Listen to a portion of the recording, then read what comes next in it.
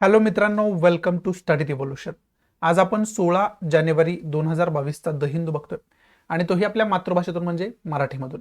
पहिल्यांदा आपल्या लेक्चरचं स्वरूप सांगतो. पहिल्यांदा आपण न्यूज डिटेलमध्ये डिस्कस करण्याचा प्रयत्न करतो आणि त्यानंतर जे काही महत्त्वाचे एडिटोरियल्स असतात ते आपण डिटेलमध्ये डिस्कस करत असतोय.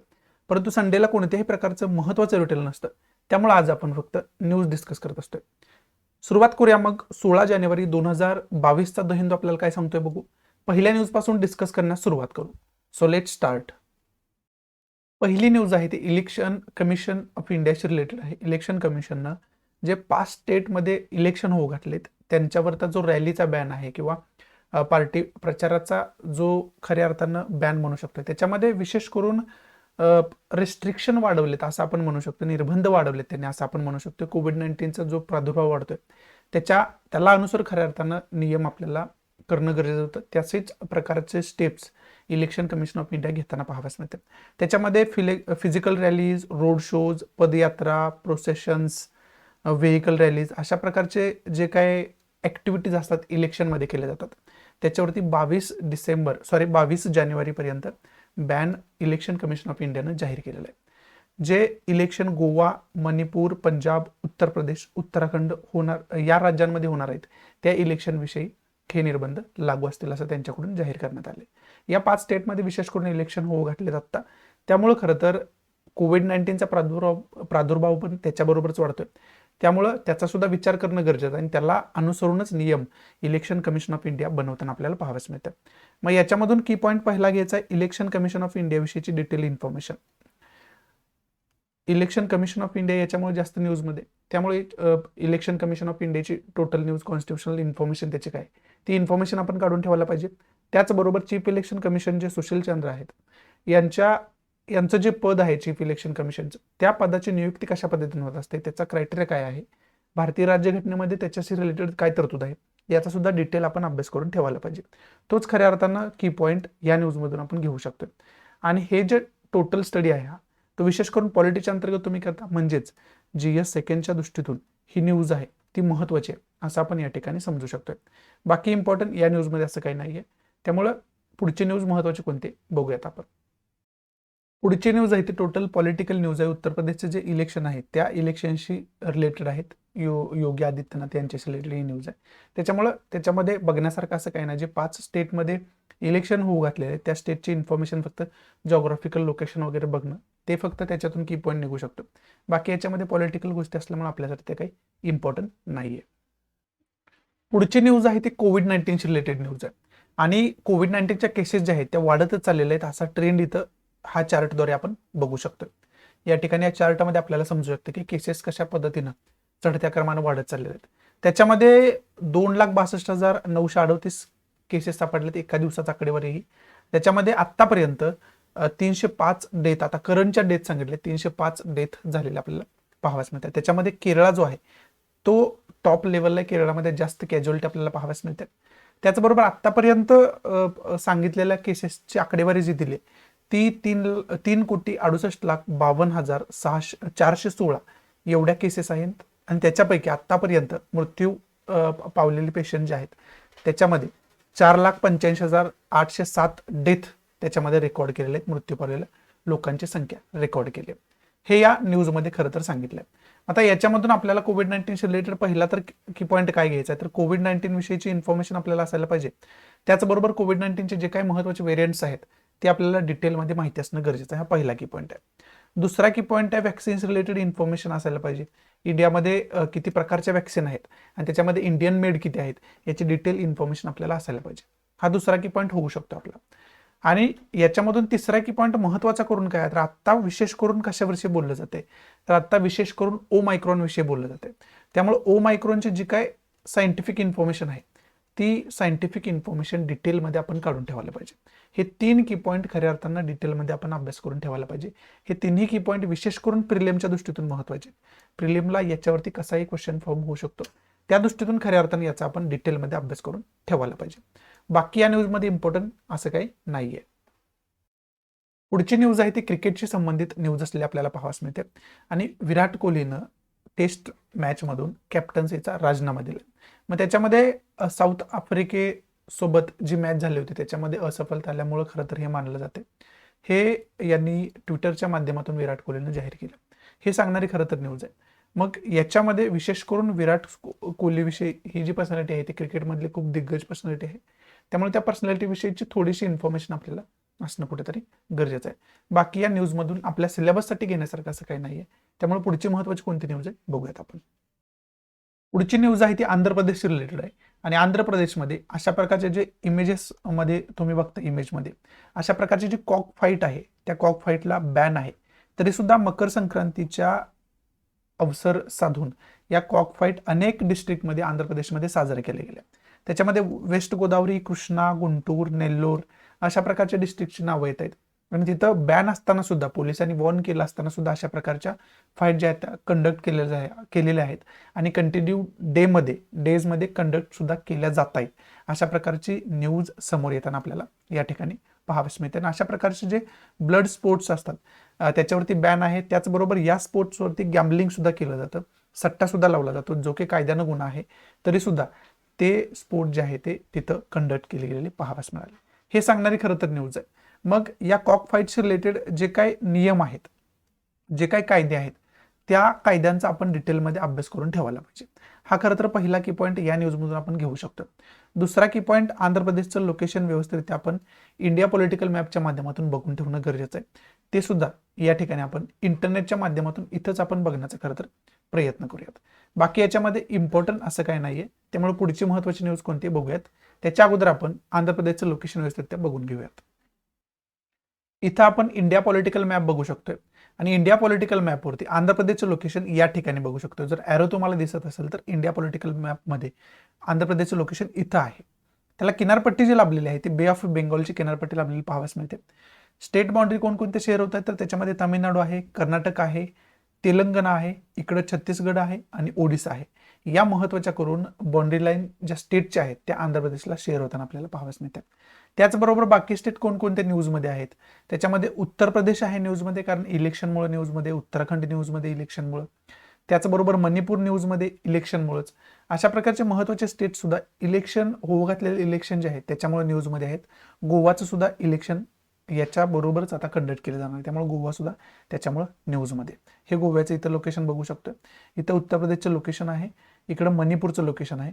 वरती गेला तुम्ही तर उत्तराखंडचं लोकेशन असले आपल्याला पाहावयास मिळते आणि इकडं पंजाबचं लोकेशन असले आपल्याला पाहावयास मिळते. हे खरं तर आपण इंडिया पॉलिटिकल मॅपच्या माध्यमातून जे स्टेट्स न्यूजमध्ये आहेत त्यांची लोकेशन व्यवस्थितरित्या बघण्याचा प्रयत्न केला. आता बाकी डिटेलमध्ये बघायचं झालं तर पंजाबचं लोकेशन बघितलं तर इंटरनॅशनल बाउंड्रीचा विचार केला तर पाकिस्तानची बाउंड्री शेअर होते, टच करते. आणि स्टेटचा विचार केला तर त्याच्यामध्ये राजस्थान, हरियाणा, हिमाचल प्रदेश आणि वरती जम्मू काश्मीर या स्टेटची बाउंड्री पंजाबला शेअर होताना आपल्याला पाहावयास मिळते. उत्तर प्रदेशचा विचार केला तर इंटरनॅशनल बाउंड्रीचा विचार केला तर नेपाळची बाउंड्री टच होते. आणि स्टेटचा विचार केला तर उत्तराखंड आहे, दिल्ली आहे, हरियाणा आहे, इकडे राजस्थान आहे, मध्य प्रदेश आहे, छत्तीसगड आहे, झारखंड आहे, बिहार आहे. या राज्यांची बाउंड्री यूपीला शेअर होताना आपल्याला पाहावयास मिळते. त्याचबरोबर आणखी गोव्याचं लोकेशन इथं आपण बघू शकतो. आणि गोव्याला किनारपट्टी जी लाभली ती अरेबियन सीची किनारपट्टी लाभलेली पाहावयास मिळते. आणि स्टेटची बाउंड्री कोणकोणत्या शेअर होते तर त्याच्यामध्ये महाराष्ट्र आहे आणि कर्नाटक आहे. या दोनच स्टेटची त्याला बाउंड्री शेअर होताना आपल्याला पाहावयास या ठिकाणी मिळते. मणिपूरचं लोकेशन बघितलं तर इंटरनॅशनल बाउंड्रीचा विचार केला तर म्यानमारची बाउंड्री शेअर होते मणिपूरसोबत. आणि स्टेटचा विचार केला तर त्याच्यामध्ये मिझोराम आहे, आसाम आहे आणि नागालँड आहे. या 3 स्टेटची बाउंड्री मणिपूरला शेअर होताना आपल्याला पाहावयास मिळते.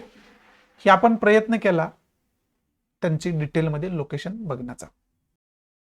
पुढची न्यूज आहे ती रिपब्लिक डेशी रिलेटेड न्यूज आहे. जसं की रिपब्लिक डेला आपण महत्त्वाचे 5 ज्या कंट्री आहेत आपल्या दृष्टीतून पुढच्या काळामध्ये त्या 5 कंट्रींच्या प्रेसिडेंट्सला, प्राईम मिनिस्टरला आपण इन्व्हाइट केले. त्याच्यामध्ये कझाकिस्तान आहे, किर्गिस्तान आहे, त्यानंतर ताजिकिस्तान आहे, तुर्कमेनिस्तान आहे आणि उझबेकिस्तान आहे. या महत्त्वाच्या 5 कंट्री आहेत याच्यामध्ये. या 5 कंट्रींच्या प्रेसिडेंटला आपण इन्व्हाइट केले. परंतु आता कोविड-19चा वाढता प्रादुर्भाव बघता त्यांना कदाचित आपल्याला व्हर्च्युअली अटेंड करायला सांगायला लागेल ही जी काही रिपब्लिक डे आहे. कारण वाढता कोरोनाच्या प्रादुर्भावावर बघता त्याच्यामध्ये कशा पद्धतीनं पब्लिक आपण कमीत कमी इन्व्हॉल्व करू शकतो याच्यावरती सुद्धा मोदींची मीटिंग झालेली आताच आपण बघितली. मग त्याच्यामध्ये आता यांना जे बोलवलं जाणार आहे मग त्यांना फिजिकली इथं अटेंड होऊ दिलं जाणार आहे की मग त्यांना व्हर्च्युअली अटेंड करण्यास सांगण्यात येणार आहे, हे खरं सर पुढे आपल्याला बघण्यासारखं असणार आहे.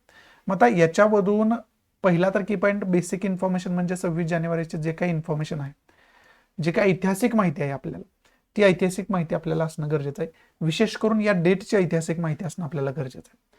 हा पहिला की पॉईंट होऊ शकतो आपला. दुसरा की पॉईंट विशेष करून आपलं इंटरनॅशनल रिलेशनच्या दृष्टीतून या ज्या 5 कंट्रीज आपण आता डिस्कस केलेल्या आहेत त्याच्यामध्ये पुन्हा एकदा व्यवस्थित आहे का कझाकिस्तान आहे, किर्गिस्तान आहे, ताजिकिस्तान आहे, तुर्कमेनिस्तान आहे, उझबेकिस्तान आहे. या 5 महत्वाच्या कंट्रींसोबतचं आतापर्यंत इंडियाचं रिलेशन कशा पद्धतीचं राहिलंय त्याचा आपण डिटेलमध्ये अभ्यास करून ठेवायला पाहिजे. विशेष करून इंटरनॅशनल रिलेशनच्या दृष्टीतून म्हणजेच GS सेकंडच्या दृष्टीतून त्याचा विशेष करून आपण अभ्यास करून ठेवायला पाहिजे.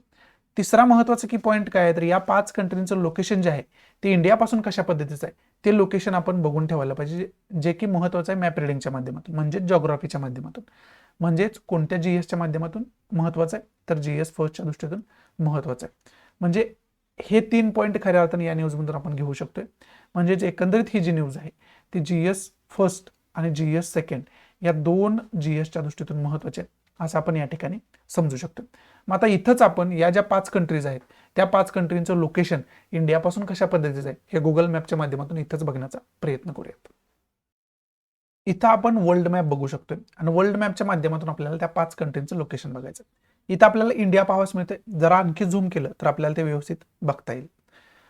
इथं इंडिया पाहावयास मिळते. इंडियापासून या ठिकाणी आपण गेलो तर पहिल्यांदा इथं ताजिकिस्तान पाहावयास मिळते. इकडे किर्गिस्तान आहे. वरती गेला नॉर्थला एकदम तर कझाकिस्तानचा एरिया पाहावयास मिळते. इकडे उझबेकिस्तान आहे आणि इकडं तुर्कमेनिस्तान आहे. विशेष करून ह्या ज्या कंट्रीज आहेत त्या मध्य आशियाच्या कंट्री मानल्या जातात, म्हणजे सेंट्रल एशियाचा कंट्री मानल्या जातात. त्यामुळं खऱ्या अर्थानं भविष्यामध्ये आता अफगाणिस्तान मधलं पॉलिटिक्स बदललेलं आहे, त्यामुळे अफगाणिस्तान सोबतचं आपलं जे रिलेशन आहे ते बदलले. जेव्हापासून तालिबानची सत्ता तिथं आली तेव्हापासून अफगाणिस्तान फेवरेबल कुणाला असणार आहे तर पाकिस्तान आणि चायनाला असणार आहे. त्यामुळे आपल्याला इतर सेंट्रल एशियन कंट्रीज ज्या आहेत त्यांच्यासोबत चांगल्या पद्धतीचं रिलेशन डेव्हलप करणं गरजेचं आहे. त्यामुळेच खऱ्या अर्थानं 26 जानेवारीला यांना इन्व्हाइट करायचा एक पॉलिटिकल अजेंडा आपल्या गव्हर्नमेंटचा असेल असं कुठेतरी मानलं जाते. आणि त्याच्यावरती एरोटेल सुद्धा भविष्यात येईल. एरोटेल कदाचित याच्या अगोदर छोटंसं एरोटेल एक आलं होतं, परंतु त्याच्यामध्ये एवढी काय डिटेल इन्फॉर्मेशन दिली नव्हती. परंतु डिटेल इन्फॉर्मेशन देणारं एरोटेल 100% याच्यावरती येईल. ज्यावेळेस ते एरोटेल येईल त्यावेळेस आपण डिटेलमध्ये त्याचा उहापोह करूयाच. पण तुर्तास याच्याविषयी आपण हे जाणू शकतोय की अफगाणिस्तान सोबत जे आपलं रिलेशन बदललं आहे त्याच्यामुळे सेंट्रल एशियन कंट्री सोबत आपल्याला चांगल्या पद्धतीचं रिलेशन डेव्हलप करणं गरजेचं आहे, जेणेकरून अफगाणिस्तान जो आहे तो पाकिस्तानला आणि चायनाला ज्यावेळेस फेवर करतोय त्यावेळेस आपल्याला इतर कंट्रींसोबत ट्रेड करणं हे सोपं जावं आणि सेंट्रल एशियन कंट्रीसोबत आपला चांगला रिलेशनशिप असावं. आपला तिथं एक प्रकारचा वेगळा दबदबा असायला पाहिजे. ही सुद्धा प्रयत्न आपण करणं कुठेतरी गरजेचं असतं. इराणसोबतचं आपलं रिलेशन तसं बघितलं तर बऱ्यापैकी चांगले आहेत. आणि आता सेंट्रल एशियन कंट्री जे आहेत त्यांच्यासोबत जर आपण रिलेशन चांगल्या पद्धतीने डेव्हलप करण्यात यशस्वी झालो, आत्ता काय त्याच्यामध्ये बॅलन्स्ड रिलेशन आहे या सेंट्रल एशियन कंट्रीसोबत आपलं. परंतु त्याच्यामध्ये काय पॉझिटिव्ह पॉईंट आणखी आपण ऍड केले तर ते आपल्याला 100% भविष्यामध्ये फायदे देणारच ठरणार आहे. त्यामुळे त्याच्यामध्ये आपण कितपत यशस्वी ठरतोय हे पुढचा काळ आपल्याला सांगेल.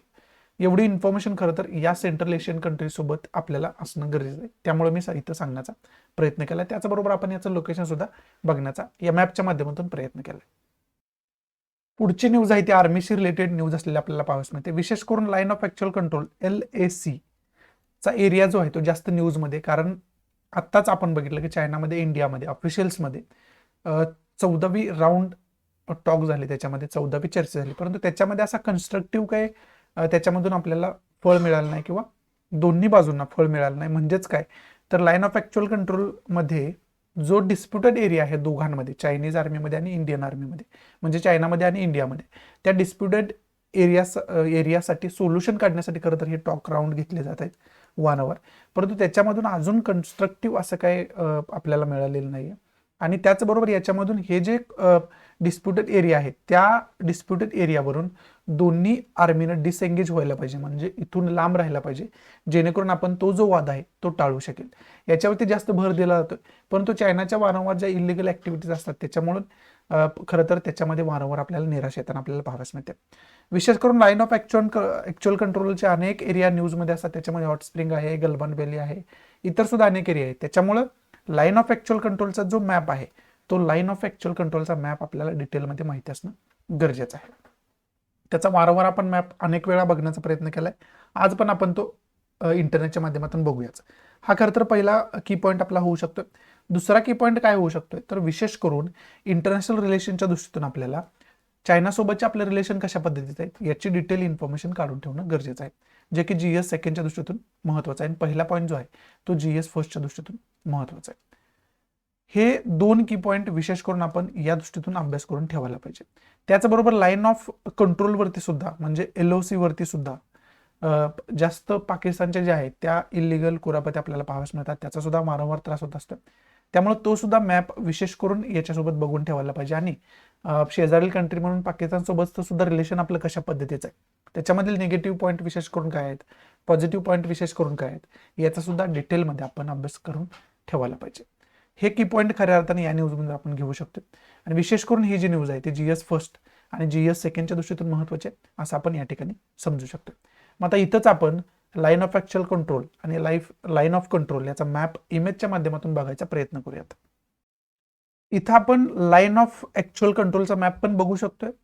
ती लाईन ऑफ ऍक्च्युअल कंट्रोल काय बघू शकतोय, ही जी लाईन आपल्याला पाहाव्यास मिळते ती खरं तर लाईन ऑफ ऍक्च्युअल कंट्रोल मानली जाते.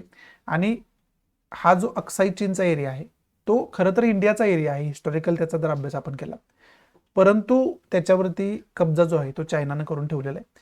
त्यामुळं त्याला जे डिवाइड करणारी लाईन आहे त्याला आपण लाईन ऑफ ऍक्च्युअल कंट्रोल म्हणजे ऍक्च्युअली कंट्रोल आपला तिथपर्यंत आहे ते सांगणारी ती लाईन आहे. त्यामुळे हा एरिया खरं तर आपल्याला माहिती असायला पाहिजे. आणि याच लाईन ऑफ ऍक्च्युअल कंट्रोलचं जे काही महत्त्वाचे एरिया आहेत त्याच्यामध्ये हॉट स्प्रिंगचा आता उल्लेख आलाय, गलवान व्हॅलीचा वारंवार उल्लेख असतोय, पँगांगसो लेकचा वारंवार उल्लेख असतोय. हे जे एरिया आहेत ते जास्त डिस्प्युटेड एरिया मानले जातात दोन कंट्रीमधले, दोन कंट्रीच्या आर्मीमधले. त्यामुळे आपल्याला हा मॅप डिटेलमध्ये माहिती असणं गरजेचं आहे. त्याचबरोबर ही जी लाईन आपल्याला इथं पाहाव्यास मिळते, कर्सर माझा दिसत असेल तुम्हाला, ती लाईन आहे लाईन ऑफ कंट्रोलची. म्हणजे ही लाईन पाकिस्ताननं जो काही एरिया आपला कब्जा करून ठेवला आपल्या एरियावरती तो डिवाइड करणारी लाईन आहे, म्हणून त्याला लाईन ऑफ कंट्रोल म्हणतात. आणि याच्या नॉर्थ साईडवरती गिलगिट बाल्टिस्तानचा जो एरिया आहे आणि बाकी एरिया आहे त्याच्यावरती पाकिस्तानने कब्जा करून ठेवला, त्यामुळे आता तुर्तास तो पाकिस्तानचा एरिया मानला जातो. त्याला डिवाइड करणारी लाईन ऑफ कंट्रोल आहे. त्यामुळे त्याचा सुद्धा मॅप डिटेलमध्ये माहिती असणं आपल्याला गरजेचं आहे. त्यामुळे दोन्ही लाईन आपण बघण्याचा इथे प्रयत्न केला, लाईन ऑफ ऍक्च्युअल कंट्रोल आणि लाईन ऑफ कंट्रोल. त्यामुळं याच्यामध्ये कोणत्याही प्रकारचं कन्फ्युजन असता कामा नये. पुढची न्यूज आहे ती उत्तराखंडशी रिलेटेड न्यूज असलेली आपल्याला पाहावयास मिळते. आणि विशेष करून हरिद्वारमध्ये जो प्रकार घडला त्याच्यामध्ये जे काही हेट स्पीच केलं गेलं, हेट स्पीचचा जो प्रकार घडला त्याच्यामध्ये एक ॲक्युज्ड होते यती नरसिंहानंद यांना पोलिसांनी अरेस्ट केलेलं आपल्याला पाहावयास मिळते. ते सांगणारे न्यूज आहे. आता हेट स्पीचचा जो मुद्दा आहे तो हेट स्पीचचा मुद्दा जास्त न्यूजमध्ये जास्त गाजलेला आहे. त्याच्यामुळे काल मी त्याच्याविषयी रिलेटेड डिटेल इन्फॉर्मेशन देणारे लेक्चर ऑलरेडी अपलोड केलेले आहे. त्याच्यामध्ये त्याच्याशी रिलेटेड कायदेशीर तरतुदी काय आहेत, ज्युडिशरीने आतापर्यंत काय काय जजमेंट्स त्याच्यामध्ये दिलेले आहेत, वेगवेगळ्या कमिटीने काय काय रिपोर्ट त्याच्याविषयी दिलेले आहेत, याचा डिटेल उहापोह करणारे लेक्चर ऑलरेडी काल मी अपलोड करून ठेवलेलं आहे. जर तुम्ही बघितलं नसेल तर ते बघून घ्या. हा मुद्दा जो आहे तो जास्त न्यूजमध्ये, याच्यावरती मेन्सला क्वेश्चन कसाही फॉर्म होऊ शकतो. त्याचबरोबर याच्यावरती एस मध्ये सुद्धा तुम्हाला क्वेश्चन विचारला जाऊ शकतो. म्हणजे SSC रिलेटेड सुद्धा एस सुद्धा त्याच्यावरती लिहिण्यासाठी तुम्हाला विचारलं जाऊ शकतं. त्यामुळे तशा पद्धतीने त्याचा आपण अभ्यास करणं गरजेचं आहे. आणि विशेष करून त्याचा आर्टिकल 19(1)A शी काय संबंध आहे, फ्रीडम ऑफ स्पीच अँड एक्सप्रेशनशी काय संबंध आहे, ते सुद्धा तिथं आपण डिटेलमध्ये डिस्कस करण्याचा प्रयत्न केलाय. आणि खूप थोड्या वेळात मी सर्व काही सांगण्याचा तुम्हाला प्रयत्न केला. त्यामुळे तुम्ही ते लेक्चर बघितलं नसेल तर ते डिटेलमध्ये लेक्चर बघून घ्या, जेणेकरून तुम्हाला याच्याशी रिलेटेड सर्व इन्फॉर्मेशन मिळून जाईल. त्यामुळं खरं तर ते महत्त्वाचं आहे. पहिला की पॉईंट आपल्याला हेट स्पीच जे आहे ते हेट स्पीचचे रिलेटेड डिटेल इन्फॉर्मेशन आपल्याला असायला पाहिजे. हा पहिला खरं तर की पॉईंट आहे. याचे मग वेगवेगळे पैलू आपण अभ्यास करून ठेवायला पाहिजे, जे की मी त्या लेक्चरमध्ये ऑलरेडी तुम्हाला सांगून ठेवलेले आहे. त्यामुळं ते लेक्चर बघून घ्या, म्हणजे हा जो मुद्दा आहे तो पण तुम्हाला विशेष करून समजून घेता येईल, नेमकं इन्सिडेंट काय घडला होता आणि हेट स्पीच म्हणजे काय आणि नेमकं हेट स्पीच कशाला म्हणायचं, याचे डेफिनेशन मग कायद्यामध्ये काय दिले का, हे पण तुम्हाला तिथं समजून घेता येईल. बाकी या न्यूजमध्ये घेण्यासारखं असं काही नाही आहे. जे काही हेट स्पीच रिलेटेड इन्फॉर्मेशन आहे ते ऑलरेडी मी देऊन ठेवलेले आहे, ते फक्त लेक्चर बघा. बाकी याच्यामध्ये इम्पॉर्टंट असं काही नाही आहे. पुढची जी न्यूज आहे ती इंडिया आणि नेपाळच्या रिलेशनशिपच्या माध्यमातून खूप महत्त्वाची न्यूज आहे. रिलेशनच्या दृष्टीतून या दोन कंट्रीच्या खूप महत्त्वाची न्यूज आहे. विशेष करून नरेंद्र मोदींनी एका भाषणामध्ये बोलत असताना त्यांनी हे सांगितलं होतं, चर्चेमध्ये एका बोलत असताना त्यांनी हे सांगितलं होतं की आपण रोड जे बनवतोय ते जवळजवळ लिपुलेख पर्यंत बनवण्याचा प्लॅन गव्हर्नमेंटचा आहे, अशा पद्धतीचं स्टेटमेंट जे आहे ते त्यांनी केलं होतं. आणि त्याच्याशी रिलेटेड नेपाळनं आपत्ती दर्शवले, त्याच्याशी रिलेटेड नाराजी नेपाळच्या स्टेटमेंटमधून आलेले आपल्याला पाहावयास मिळते. नेपाळ गव्हर्नमेंटचे ऑफिशियल असतील म्हणा किंवा प्रेसिडेंट म्हणा, यांच्याकडून या स्टेटमेंटचे क्रिटिसिझम होताना आपल्याला पाहावयास मिळते. म्हणजे लिपुलेख जो एरिया आहे तो डिस्प्युटेड एरिया आता झालेला पाहावयास मिळते नेपाळमध्ये आणि इंडियामध्ये. त्यामुळे लिपुलेख जो एरिया आहे तो जास्त न्यूजमध्ये आलेला आहे. पहिला की पॉईंट मग याच्यातून आपण काय घ्यायचं आहे, तर पहिला की पॉईंट आपल्याला घ्यायचा आहे इंटरनॅशनल रिलेशनच्या दृष्टीतून इंडियाचे आणि नेपाळचे रिलेशनशिप कशा पद्धतीचं आहे याची डिटेल इन्फॉर्मेशन आपण घ्यायला पाहिजे. हा पहिला की पॉईंट आहे. दुसरा की पॉईंट आपल्याला ही जी लिपुलेख आहे त्या लिपुलेखची टोटल इन्फॉर्मेशन आपल्याला बघून ठेवायला पाहिजे. त्याचं लोकेशन कशा पद्धतीचं आहे ते आपल्याला बघून ठेवायला पाहिजे. हा खरं तर दोन की पॉईंटच्या दृष्टीतून आपण अभ्यास करायला पाहिजे. आणि त्या दृष्टीतूनच नेपाळचं लोकेशन आपल्या इंडियापासून कशा पद्धतीचं आहे, एक नेबर कंट्री आहे आपली, त्या नेबर कंट्रीचं लोकेशन आपल्यापासून कशा पद्धतीचं आहे याचा सुद्धा डिटेलमध्ये आपण अभ्यास करून ठेवायला पाहिजे. मग ते जे लोकेशन आहे लिपुलेखचं ते इथंच आपण इंटरनेटच्या माध्यमातून खऱ्या अर्थानं बघण्याचा प्रयत्न करूयात. इथं आपण या इमेजमध्ये लिपुलेखचा जो एरिया आहे तो उत्तराखंडचं टोक जे आहे इथं त्या टोकाला असलेलं आपल्याला पाहावयास मिळतं. आणि तिथंच करेक्ट जे आहे ती नेपाळची बाउंड्री टच होताना आपल्याला पाहावयास मिळते. त्याच्यामध्ये लिपुलेख हा एरिया पाहावयास मिळते. विशेष करून तिथं चायनाची बाउंड्री टच करते, नेपाळची बाउंड्री टच करते आणि उत्तराखंड जे स्टेट आहे त्या स्टेटमध्ये हा एरिया आपल्याला पाहावयास मिळते. आणि त्याच्यावरूनच जे स्टेटमेंट नरेंद्र मोदींनी केलेलं आहे आपल्या प्राईम मिनिस्टरने त्याच्यावरती नेपाळनं नाराजी व्यक्त केलेली, क्रिटिसिझम केलेलं आपल्याला पाहावयास मिळते. त्यामुळे तो सुद्धा मॅप आपल्याला व्यवस्थितरित्या माहिती असणं कुठेतरी गरजेचं आहे. इथं वर्ल्ड मॅपच्या माध्यमातून, इंटरनेटच्या माध्यमातून, गुगल मॅपच्या माध्यमातून सुद्धा आपण बघू शकतोय. जो रेड लोकेशन जिथं आपल्याला दिसतंय तिथं लिपुलेखचं लोकेशन आहे, लिपुलेख पास आहे. ही एक प्रकारची खिंड आहे.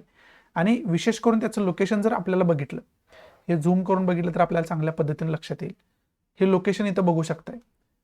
इथं नेपाळ आहे आणि नेपाळची बाउंड्री ती आहे ती त्या लिपुलेख जवळच कुठंतरी आपल्याला शेअर होताना आपल्याला पाहावयास मिळते. आणि हा लिपुलेख पासचा जो एरिया आहे तो सुद्धा या इमेजच्या माध्यमातून आपण या ठिकाणी बघू शकतो. त्याच्यामध्ये अनेक इमेज सुद्धा इथं मॅपच्या माध्यमातून देण्याचा प्रयत्न केला.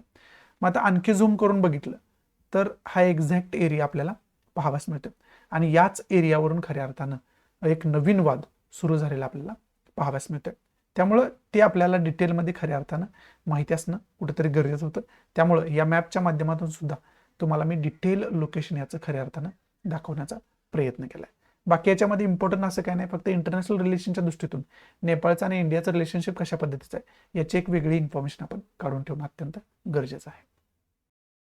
पुढची न्यूज आहे ती पार्लमेंट वर्किंग डेशी रिलेटेड आहे आणि असेंब्ली वर्किंग डेशी रिलेटेड आहे. याचं कम्पॅरिझन द हिंदूनं स्टडी केलं आहे आणि त्याचं कम्पॅरिझन इथं सांगितलेलं आपल्याला पाहावयास मिळते. विशेष करून 2020 मध्ये बघितलं तर पार्लमेंट फक्त 33 दिवस पार्लमेंटचं वर्किंग डे म्हणून काम राहिलेलं आहे. म्हणजे कामकाजात असणारे दिवस, पार्लमेंटचे जे कामकाज झालं ते फक्त 33 दिवस कामकाज झालं. आणि त्याच्यामध्ये काय विशेष इम्प्रूव्हमेंट 2021 मध्ये पाहावयास मिळालं नाही. 2021 मध्ये आकडेवारी बघितली तर फक्त 58 डे पार्लमेंटनं काम केलेलं आहे, आपल्या संसदेनं काम केलेलं आहे असं इथं सांगितलंय. त्याचबरोबर वेगवेगळे स्टेट असेंब्लीज आहेत त्यांची आकडेवारी दिली. आता त्याच्यामध्ये ओडिसानं टॉप केलेलं आहे. ओडिसा 2021 मध्ये आत्ताच्या वर्षात 43 दिवस कामकाज त्यांचं चाललंय. त्यानंतर हिमाचल प्रदेश आहे 32 दिवस, राजस्थान आहे 26 दिवस, गुजरात 25 दिवस, वेस्ट बेंगॉल 19 दिवस, हरियाणा 18 दिवस, यूपी आहे 17 दिवस, महाराष्ट्र 15 दिवस आणि पंजाब जे आहे ती 11 दिवस. पंजाब सगळ्यात लोवेस्टला आपल्याला पाहावयास मिळतात. म्हणजे हे कामकाजाचे दिवस कंपॅरिझन करून याच्यामध्ये सांगितलेत. 2020ची पण आकडेवारी इथंच आपल्याला दिलेली इथं पाहावयास मिळते आणि 2021चं पण आकडेवारी जी आहे ती इथंच आपल्याला दिलेली या ठिकाणी पाहावयास मिळते. मग याच्यामध्ये जी तफावत आहे ती कोविड-19मुळे असलेली पाहावयास मिळते. कोविड-19मुळे जे काही नॉर्म्स आहे, जे काही कंडिशन आहेत ते पाळण्यासाठी असू द्या किंवा इतर कारणामुळे असू द्या, पण ही जी तफावत आहे ती खूप आपल्याला विचार करायला लावणारी आणि चिंताजनक सुद्धा असलेली आपल्याला पाहावयास मिळते. म्हणजे जेवढी जास्त चर्चा होईल तेवढी जास्त इम्प्रूव्हमेंट होईल, परंतु चर्चा होण्यासाठी जास्त दिवस काम करणं गरजेचं आहे. परंतु ते जर जास्त दिवस काम केले गेलं नाही तर चर्चा होणार नाही. म्हणजेच काय, तर विकासाकडे आपली जी वाटचाल आहे तेवढ्याच हळुवारपणे होईल, ही आपल्याला सांगणारी खरं तर न्यूज आहे, ही आपल्याला शिकवणारी खरं तर न्यूज आहे असं आपण म्हणू शकतो. मग विशेष करून हा जो चार्ट दिला आपल्याला, तो चार्ट व्यवस्थित करून ठेवा. याचा तुम्ही आन्सर रायटिंगमध्ये उपयोग चांगल्या पद्धतीने करू शकताय. त्याचबरोबर एसे रायटिंगमध्ये उपयोग जो आहे तो चांगल्या पद्धतीने करू शकताय. मग त्या दृष्टीतून खऱ्या अर्थाने ही न्यूज महत्त्वाची आहे. बाकी याच्यामध्ये इम्पॉर्टंट असं काही नाही. तर याच्यामधून इम्पॉर्टंट पॉईंट काढायचं झाला तर पार्लमेंटरी कामकाज कशा पद्धतीने चालत असतं, म्हणजे क्वेश्चन अवर काय असतो, झिरो अवर काय असतो, याची सर्व इन्फॉर्मेशन आपल्याला असायला पाहिजे. त्याचबरोबर असेंब्ली जे वर्किंग असतं ते कशा पद्धतीचं असतं त्याची सुद्धा इन्फॉर्मेशन आपण काढून ठेवायला पाहिजे. आणि याचा जो अभ्यास आहे तो विशेष करून तुम्ही पॉलिटीमध्ये करत असताय, म्हणजे GS सेकंडमध्ये करत असताय. त्यामुळे ही जी न्यूज आहे ती GS सेकंड या पेपरच्या दृष्टीतून महत्त्वाची असं आपण या ठिकाणी समजू शकतो. बाकी इम्पॉर्टंट या न्यूजमध्ये असं काही नाहीये. त्यामुळे पुढची महत्त्वाची न्यूज कोणती बघूयात आपण. पुढची महत्त्वाची न्यूज आहे ती ब्राह्मोस मिसाईलशी रिलेटेड आहे. काही दिवसांपूर्वीच आपण ब्राह्मोस मिसाईल टेस्टिंग केलेलं आपल्याला पाहावयास मिळालं. आणि त्याच्याशी रिलेटेड जी डील आहे, परचेसिंग डील आहे, ती फिलिपाईन्सनं अप्रूव्ह केलेली आपल्याला पाहावयास मिळते. आणि त्याची किंमत जवळजवळ $374.96 मिलियन एवढी आहे असं याच्यामध्ये या न्यूजमध्ये आपल्याला सांगितले. विशेष करून ब्राह्मोस ही जी मिसाईल आहे त्याचं वैशिष्ट्य काय, तर ही विशेष करून युद्ध नौकांवरती मारा करण्यासाठी समुद्रावरून समुद्रामध्ये मारा करण्यासाठी खरं तर ही मिसाईल वापरले जाते. त्यावेळेसच याच्या अगोदर ज्यावेळेस टेस्टिंग झालं 2-3 दिवसापूर्वीच मला वाटतं आपण द हिंदूला याचं डिस्कशन केलं. याच्याविषयी थोडीशी इन्फॉर्मेशन तिथे देण्याचा मी प्रयत्न सुद्धा केला होता. त्यामुळे ही वारंवार न्यूजमध्ये, त्यामुळं ब्राह्मोस मिसाईल जी नवीन आहे आताची त्याच्याविषयी डिटेल इन्फॉर्मेशन आपण काढून ठेवायला पाहिजे. त्याची जी काही सायंटिफिक इन्फॉर्मेशन आहे ती सायंटिफिक इन्फॉर्मेशन आपण काढून ठेवायला पाहिजे. दुसरा की पॉईंट, विशेष करून फिलिपाईन्स सोबतचं आपलं रिलेशनशिप कशा पद्धतीचं आहे ते रिलेशनशिप्स आपण बघून ठेवणं अत्यंत गरजेचं आहे. इंटरनॅशनल रिलेशनच्या दृष्टीतून त्याचा सुद्धा डिटेलमध्ये अभ्यास आपण करून ठेवणं अत्यंत गरजेचं होऊन बसतं. हा दुसरा की पॉईंट झाला आपला. तिसरा की पॉईंट, विशेष करून आणखी महत्त्वाच्या ज्या कंट्रीज आहेत त्यांच्यासोबत सुद्धा बोलणं सुरू आहे असं सुद्धा ऑफिशियल्सने आपल्याला सांगितले. त्यामुळे याची डील आणखी कोणकोणत्या कंट्रीसोबत होते त्याच्यावरती सुद्धा आपण लक्ष ठेवणं कुठंतरी गरजेचं आहे. त्या अपडेट्स घेऊन आपण अपडेट त्याच्याविषयी राहणं गरजेचं आहे. हाच तिसरा खऱ्या अर्थानं की पॉईंट आपला होऊ शकतो. विशेष करून ही जी न्यूज आहे मग ती प्रिलियमच्या दृष्टीतून महत्त्वाची आहे असं आपण या ठिकाणी म्हणू शकतो. त्याचबरोबर इंटरनॅशनल रिलेशनचा अभ्यास करणं हे GS सेकंडच्या दृष्टीतून महत्त्वाचं आहे. त्यामुळे ही न्यूज GS सेकंडच्या दृष्टीतून सुद्धा महत्त्वाची आहे असं आपण या ठिकाणी समजू शकतो. बाकी या न्यूजमध्ये इम्पॉर्टंट असं काही नाहीये. परंतु याच्याबरोबरच आपण काय करूयात, गुगल मॅपच्या माध्यमातून फिलिपाईन्सचं लोकेशन इथंच बघण्याचा प्रयत्न करूयात, जे की जॉग्राफीच्या दृष्टीतून महत्त्वाचं आहे, मॅप रिडिंगच्या दृष्टीतून महत्त्वाचं आहे, म्हणजेच GS फर्स्टच्या दृष्टीतून महत्त्वाचं आहे. इथं आपण वर्ल्ड मॅपच्या माध्यमातून फिलिपाईन्सचं लोकेशन बघू शकतो. पहिल्यांदा इंडिया इथं आहे हे लक्षात घ्या, आणि इंडियापासून पूर्वेला आपण गेलो तर इथं आपल्याला फिलिपाईन्सचं लोकेशन असलेल्या या ठिकाणी पाहावयास मिळते. इमेजेस सुद्धा काही त्याच्या दिलेल्या या ठिकाणी आपल्याला इथं पाहावयास मिळते. मग आता हे फिलिपाईन्सचं लोकेशन आपण इंडियापासून कशा पद्धतीने बघितलं, त्याच्यामध्ये कंट्रीज येतात. त्याच्यामध्ये म्यानमार आहे, इकडे लाओस आहे, थायलंड आहे, व्हिएतनाम आहे, कंबोडिया आहे, इकडे मलेशिया, सिंगापूर हे एरिया पाहावयास मिळतात. साऊथ चायना सीचा एरिया इथं आपल्याला पाहावयास मिळतोय. या साऊथ चायना सीवरती सुद्धा अनेक वेळा आपण चायनामुळे डिस्कशन केलंय, इरोटलमध्ये डिस्कशन केलंय.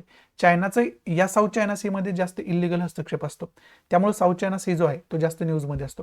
त्यामुळे त्याची डिटेल इन्फॉर्मेशन त्यावेळेस आपण घेऊन ठेवणं कुठेतरी गरजेचं असतं. त्यामुळे हा साऊथ चायना सीचा एरिया जो आहे तो सुद्धा जास्त न्यूजमध्ये असतो. त्याच्यामध्ये फिलिपाईन्स एक स्टेक होल्डर कंट्री आहे, त्यामुळे सुद्धा फिलिपाईन्स एक वेगळं महत्त्व होऊन बसतं. त्याचबरोबर इकडे गेला तुम्ही तर इथं फिलिपाईन्स सीचा एरिया आहे, इकडं ईस्ट चायना सी आहे, साऊथ चायना सी तर बघितलायच आपण, इकडं सेलेवस सी आहे, गुल्फ ऑफ थायलंडचा एरिया इथं आहे, इकडं अंदमान सी असलेला आपल्याला पाहावयास मिळतं. म्हणजे एकंदरीत इंडियापासून पूर्वेला तुम्ही आला इथं तर फिलिपाईन्स ही कंट्री आपल्याला पाहावयास मिळते. आणि मधल्या कंट्री बघितलं तर इथं बांगलादेश आहे, म्यानमार आहे, लाओस आहे, थायलंड आहे, कंबोडिया आहे, व्हिएतनाम आहे. हे तर ऑलरेडी आपण बघून ठेवलेलं आहे.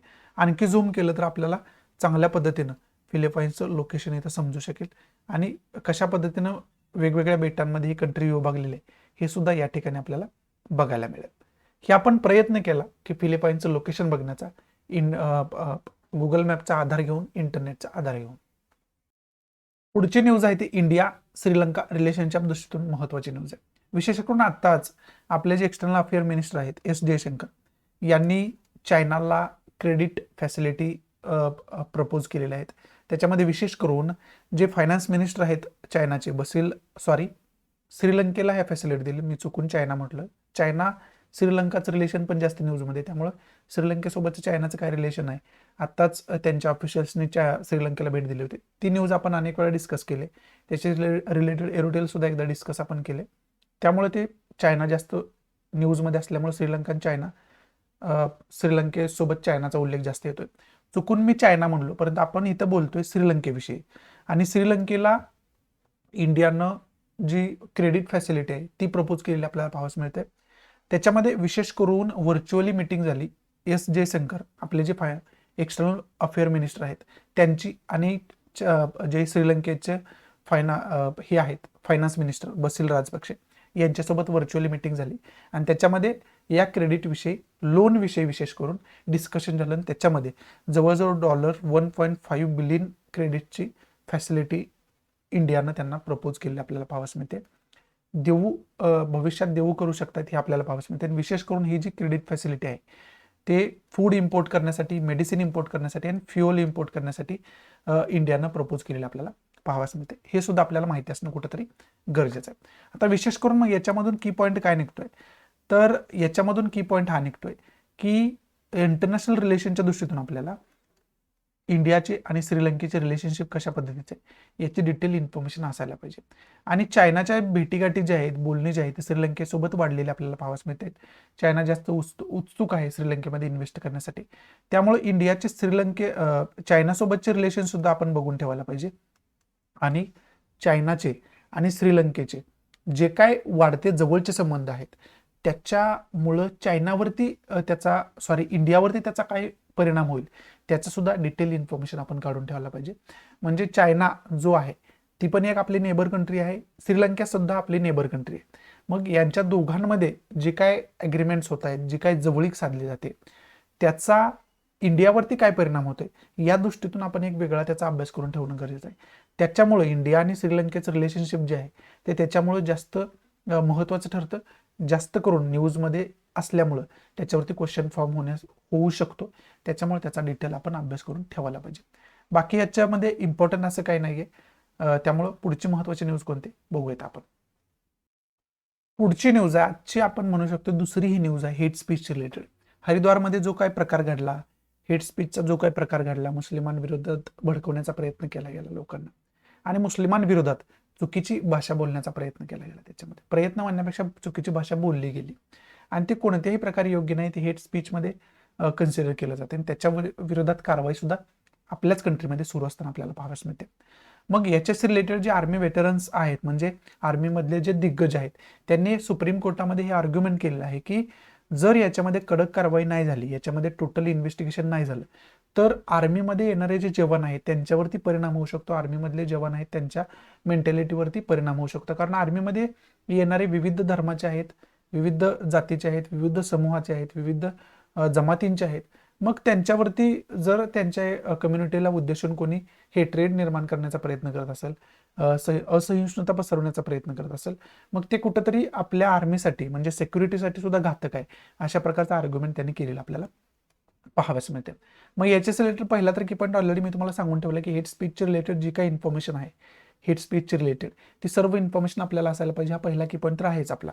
दुसरा की पॉईंट याच्यामध्ये वेगळा एक मुद्दा हेट स्पीचचा काय दिलाय, हेट स्पीचमध्ये मुळं काय होऊ शकतं तर इंटरनल सिक्युरिटी, एक्सटर्नल सिक्युरिटीला आपल्याला धोका निर्माण होऊ शकतो. विशेष करून आपल्या आर्म फोर्सेसमध्ये वेगवेगळी मेंटॅलिटी तयार होऊ शकते. त्यामुळे त्या दृष्टीतून सिक्युरिटीच्या दृष्टीतून आपण एक वेगळा याचा अभ्यास करून ठेवायला पाहिजे, जे की आपल्याला GS3 मध्ये दिले मे बी. मग विशेष करून सिक्युरिटीच्या दृष्टीतून हेट स्पीचचा अभ्यास करणं हे एक वेगळं आपण म्हणू शकतो, एक वेगळा पैलू आहे हेट स्पीचचा. त्यामुळे त्या दृष्टीतून आपण अभ्यास करून ठेवणं अत्यंत गरजेचं आहे. म्हणजे एकंदरीत ही जी न्यूज आहे ती GS3च्या दृष्टीतून महत्त्वाची आहे आणि GS2च्या दृष्टीतून, पॉलिटीच्या दृष्टीतून महत्त्वाचे आहेत. ते तर ऑलरेडी मी फ्रंट पेजला याच्या अगोदर डिस्कस केलेच.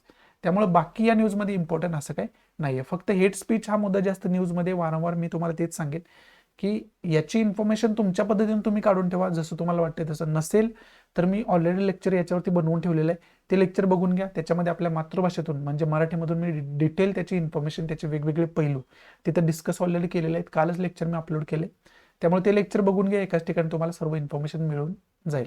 नसेल तर तुमच्या बेसिसवरती जशी इन्फॉर्मेशन तुम्हाला मिळवता येते तुमच्या पद्धतीनं जसं सोपं आहे त्या पद्धतीने इन्फॉर्मेशन काढून ठेवा. परंतु हेट स्पीच रिलेटेड इन्फॉर्मेशन तुम्हाला असणं अत्यंत अनिवार्य आहे, कंपल्सरी आहे असं आपण म्हणू शकतो. त्यामुळे ती इन्फॉर्मेशन फक्त काढून ठेवा. बाकी याच्यामध्ये इम्पॉर्टंट असं काही नाहीये. पुढची न्यूज आहे चायना आणि इराणच्या रिलेशनशिपवरती आधारित न्यूज असलेली आपल्याला पाहावयास मिळते.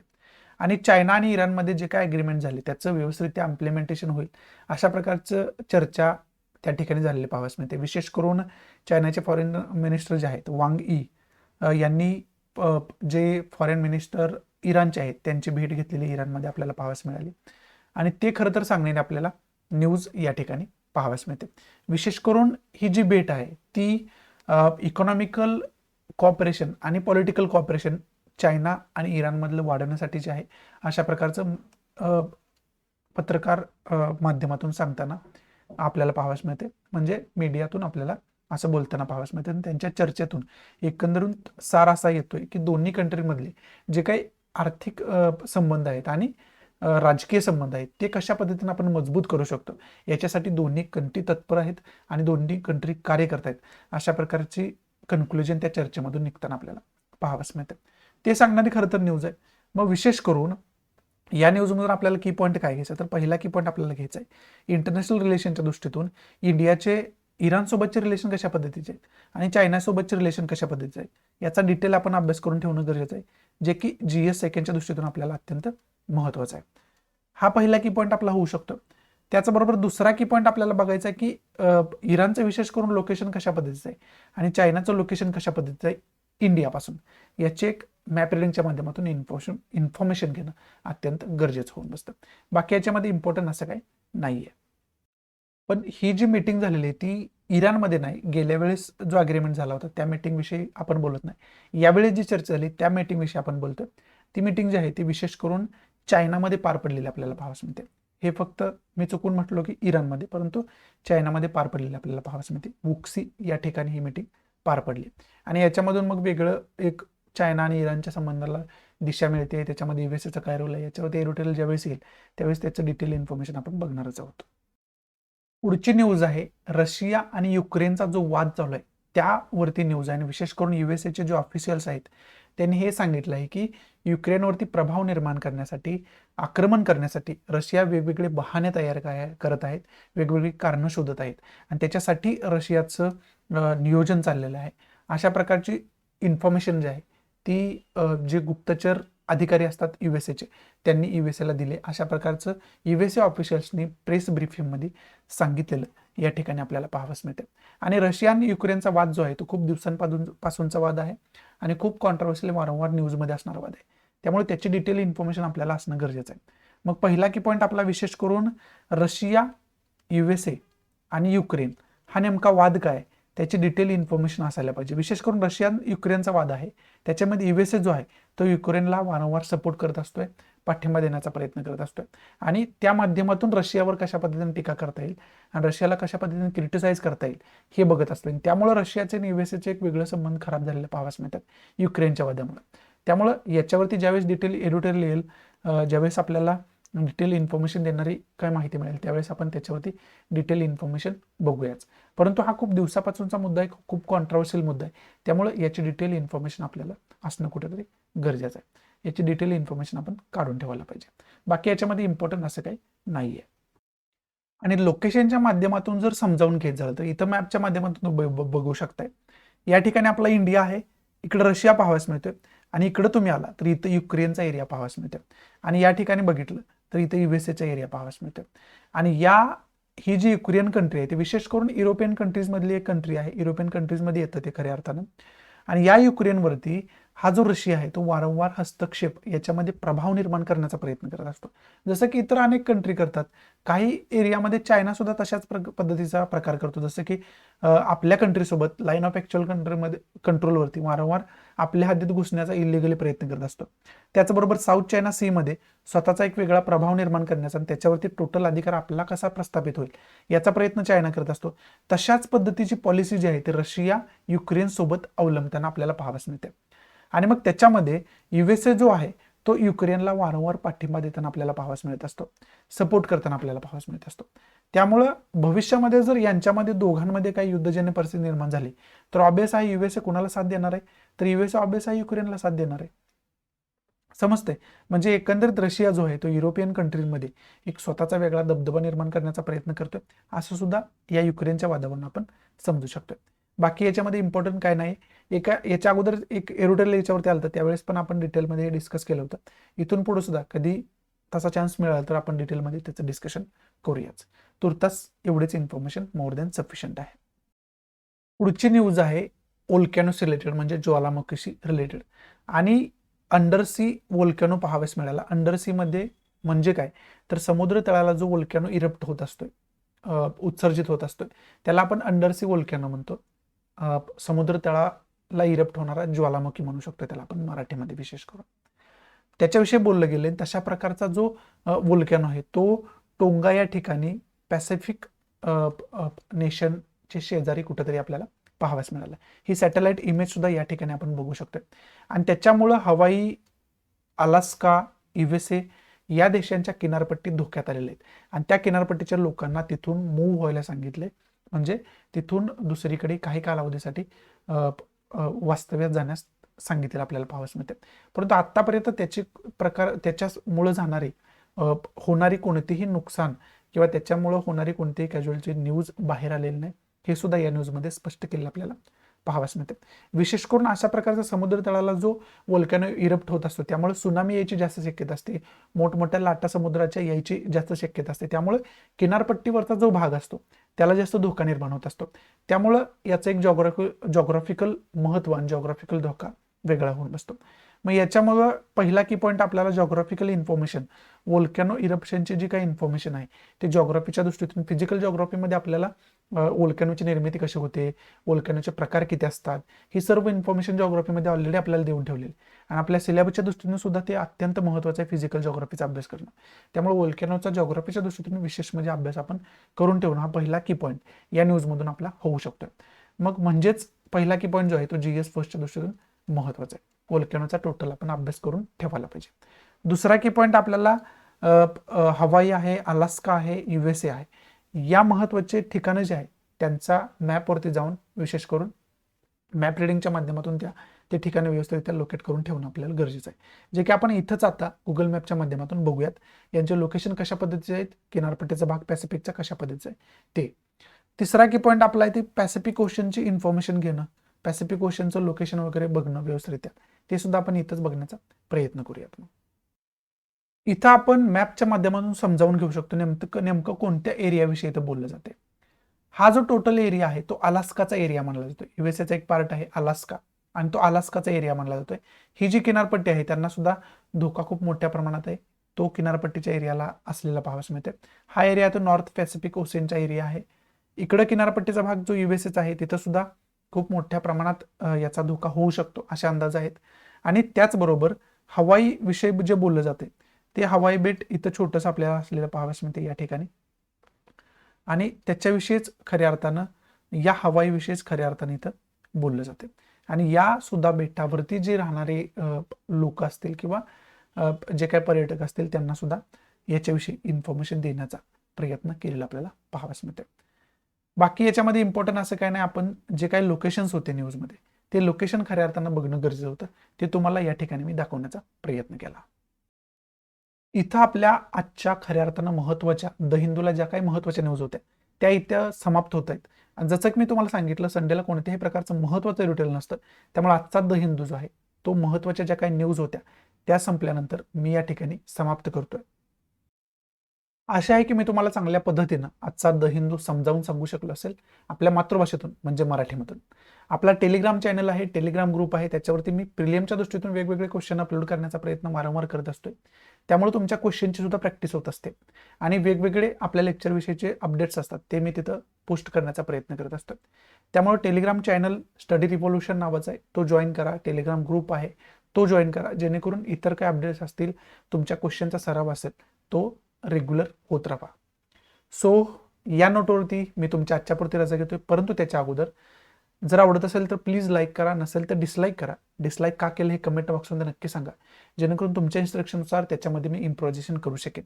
आणि प्लीज आपल्या जास्तीत जास्त मराठी विद्यार्थ्यांना शेअर करा, जेणेकरून सर्व मराठी विद्यार्थ्यांना याचा फायदा होऊ शकेल आणि मी पण सर्वांसोबत बऱ्याच विद्यार्थ्यांपर्यंत पोहोचू शकेल. आणि हे फक्त तुम्ही शेअर केलं तरच शक्य आहे. त्यामुळे माझी वारंवार तुम्हाला हीच विनंती राहील की जास्तीत जास्त तुम्हाला जेवढं शक्य आहे तेवढ्या जास्त विद्यार्थ्यांना शेअर करा, जेणेकरून याचा सगळ्यांना फायदा पण होईल. आणि माझ्यासाठी ते एक वेगळ्या प्रकारचं मोटिवेशन पण आहे की माझा लेक्चरचा जे आहे तो जास्तीत जास्त विद्यार्थ्यांना फायदा होतोय. सो या नोटवरती मी तुमच्या आजच्या पुरती रजा घेतो. भेटू आपण उद्याच्या द हिंदूच्या लेक्चरमध्ये. तोपर्यंत thanks for watching. Goodbye, take care, जय हिंद.